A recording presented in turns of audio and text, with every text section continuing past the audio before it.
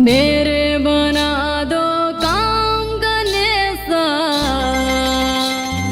तुमको मेरा प्रणाम, तुमको मेरा प्रणाम गणेशा,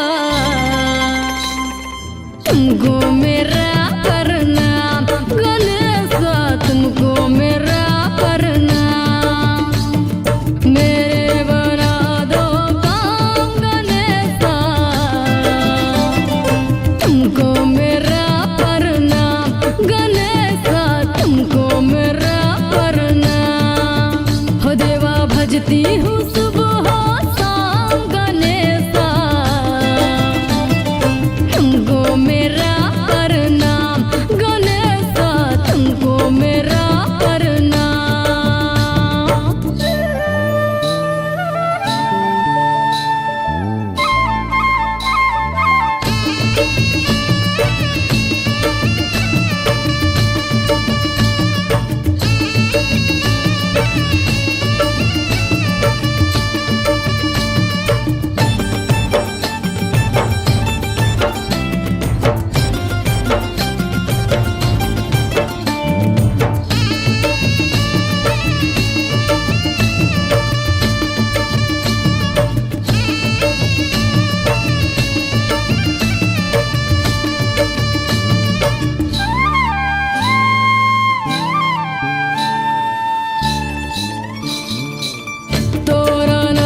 जो ध्यावे गणेशा, तो हरि शरण जो आवे गणेशा।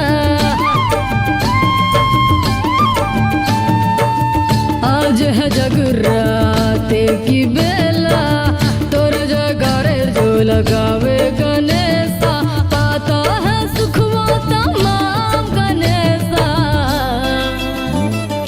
तुमको मेरा प्रणाम गणेशा, तुमको मेरा प्रणाम।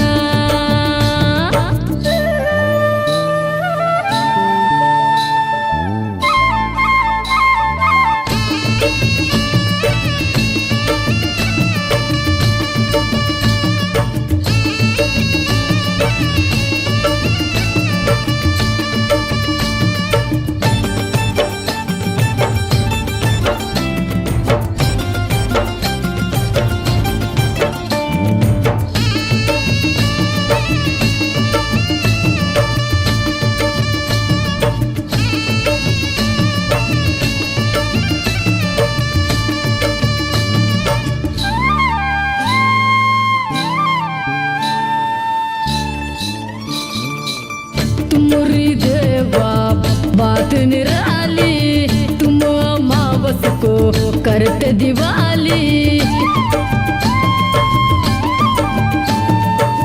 जिसने पुकारा देवा सच्चे मन से, उसने देवा